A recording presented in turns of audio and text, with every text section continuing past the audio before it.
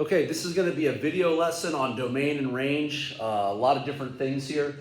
First thing what we have to be able to do to find any of the domain and range and all the graph characteristics is you want to label the arrows or endpoints, which we're going to talk about how to label an arrow in a second. You want to label any of your terms. Okay, all right. Now, when you label an arrow, let's talk about how you label an arrow. If that arrow is the left arrow, you put negative infinity. If that arrow is the right arrow, you put positive. If that arrow is going up, you put positive infinity. If that arrow is going down, you put negative. Okay? Now, if you ever get a horizontal arrow, okay, all right, you put the y value. So we'll get to that. Actually, we'll get to that in a little bit. Okay, all right, how that works out. Okay, but this is a left arrow, so that would be negative infinity. This is a right arrow, positive infinity. This arrow is going down, negative. This arrow is going up, positive. Okay, when I do this one, this is the left arrow, and the way you can do that is hold up your fingers like this, left, right. That's the right arrow. This one's going down. Now this one's going up, so positive, negative. Left arrow going up, right arrow going up. Okay, this would be left arrow going down, right arrow going down. And we'll get into the horizontal ones in a second. Okay, all right, so we're going to go back through, okay, some of those ones that you did when you graphed them. Okay, so if I label my arrows, that's positive, positive. That's left arrow going up. This is 3 over 4 up. Now, when we do domain, what we're looking for is smallest x to biggest x. For range is smallest y to biggest y. Okay? And we'll get into when there's gaps between the functions in a little bit later, but these are all continuous. Okay? So if I look at this, negative infinity, 3, and infinity, the smallest one is negative infinity. Okay, and I put a curved bracket for that. My biggest x is positive infinity. Some people will call that all real numbers when you get both of those. Okay, now the range, that's the y value. So the smallest y value there is 4. So I can put a closed bracket. The only time you ever put a curved bracket is if you get an open circle on that. The biggest y value is infinity. Some will say this is y is greater than or equal to 4. So just so you have an idea, either notation is fine. Okay? Hold on, let me graph this one real quick. This is something like this. Okay? So when I label this one, this is positive infinity, positive infinity. Negative infinity, positive infinity. This is negative 4, negative 7. This is the x. Smallest x value is negative infinity. Biggest x value is infinity. So that's all real numbers. Smallest y value, okay, given the choice, is negative 7. Biggest is infinity. If you ever have issues with the infinities, think of them like hundreds and negative 100s. So that's the domain range there. Okay? Now this one, a little bit tricky. We only have a right arrow, okay? So that is going to be positive infinity, okay? And that's going up, so positive infinity. I'm going to label this. That's going to be negative 5, negative 1. That's like an end point, okay? So smallest x, biggest x, okay? All right, so I got negative 5 to infinity. My smallest y value is 1. I'm sorry, negative 1. Biggest y value is infinity, okay? All right. Let's label this one. Okay. I got this is right arrow going up, left arrow going down. Now some people will say, Mr. Evans, I think that turns there. That's fine. If you want to label that, that's okay. What's your smallest x value? Negative infinity. What's your biggest x value? Positive infinity. So all real numbers. Smallest y is negative infinity. Whoops, shouldn't have labeled that.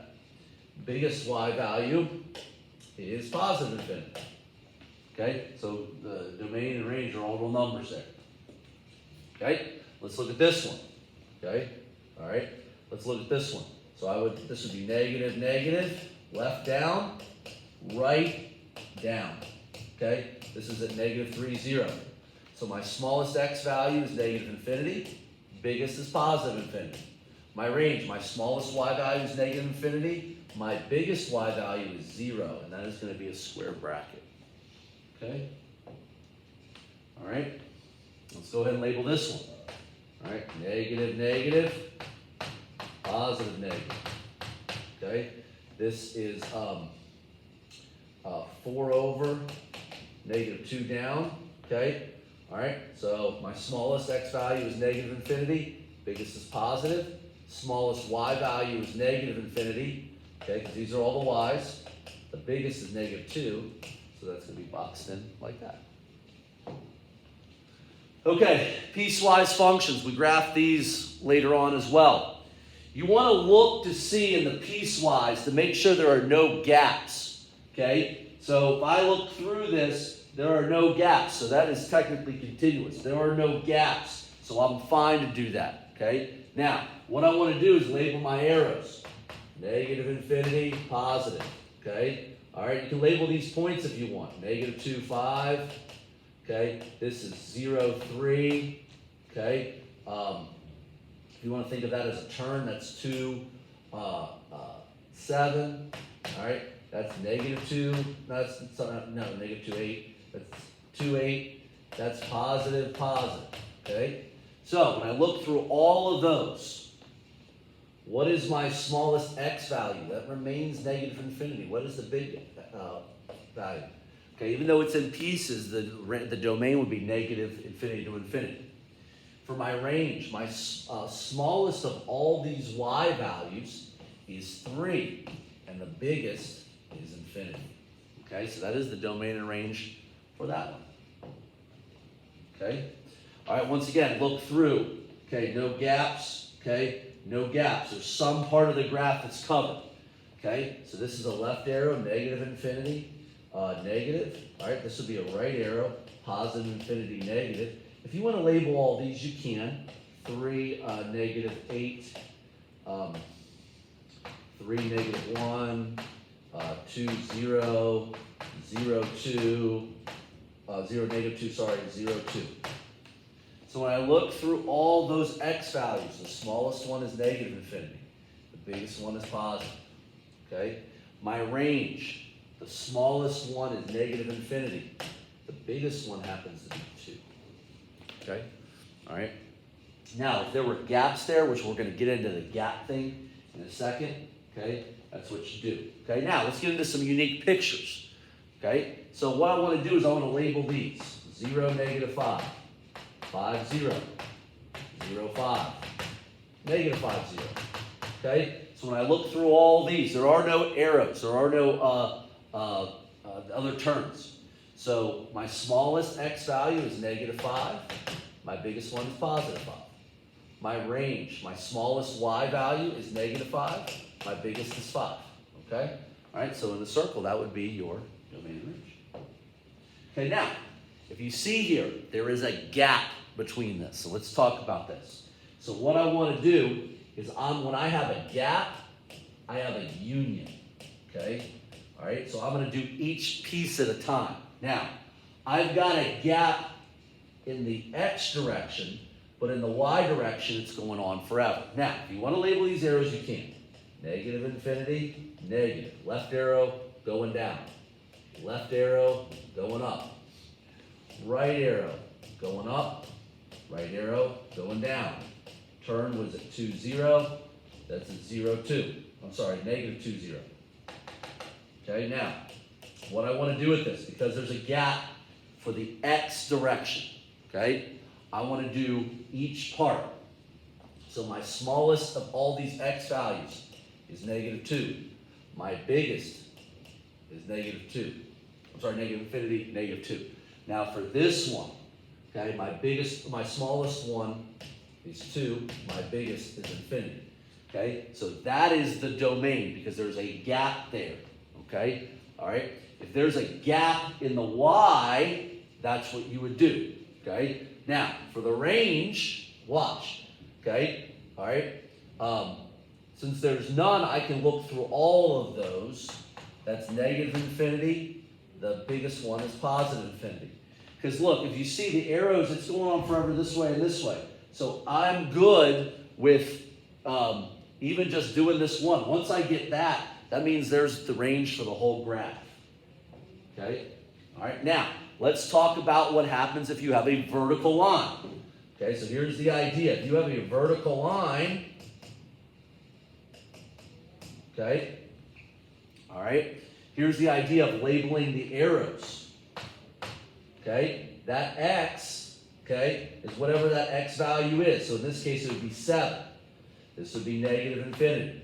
Okay, this would be 7 positive infinity. So the domain here is just 7. If you want to do it like that, that's fine. The range is negative infinity to infinity. So the vertical line is an x value. We have positive infinity or negative infinity. Okay? Now, that is different than a horizontal line. Okay? So for a horizontal line, a little bit different. That will be the opposite. It's either going to be negative infinity or positive infinity, and then this will be the y value. So when I go to label this, okay, this is positive infinity at negative 3. This is negative infinity at negative 3. So the domain from negative infinity to infinity. The range, just negative 3. Okay, that's all there is to that. Okay, this one, very simple. I'm labeling points 4, negative 2, 5, 7, negative 3, 1, and negative 8, negative 5. So the domain is just a series of points. Okay, so my domain is negative 8, negative 3, 5, and 4. My range is negative 5, negative 2, 1, and 7. The order doesn't matter, but all you're listing is when it's points, you're just listing the numbers. Okay, so go ahead and try these on your own. Okay, all right. Actually, what I'm going to do here is I'm going to just do one more. All right, I'm going to insert a page after current. Okay, and we're going to insert a media thing. Okay.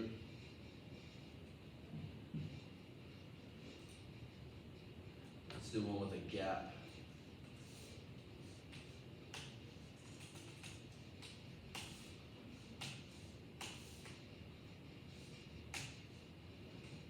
Okay, this is good here.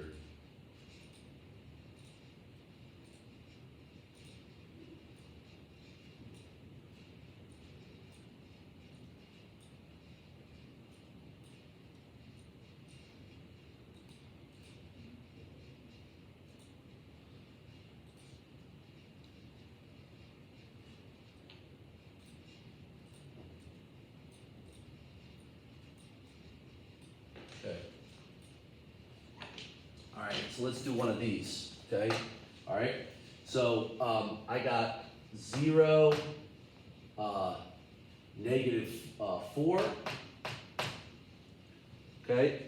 All right, I got 0, 4, this is positive, negative, this is negative, negative, this is negative, positive, this is positive, positive. Okay, now, when we're doing the domain here in range, okay, now, if I go across the graph, we're fine, but there's a gap here for the range. So the range is going to be a union in this case.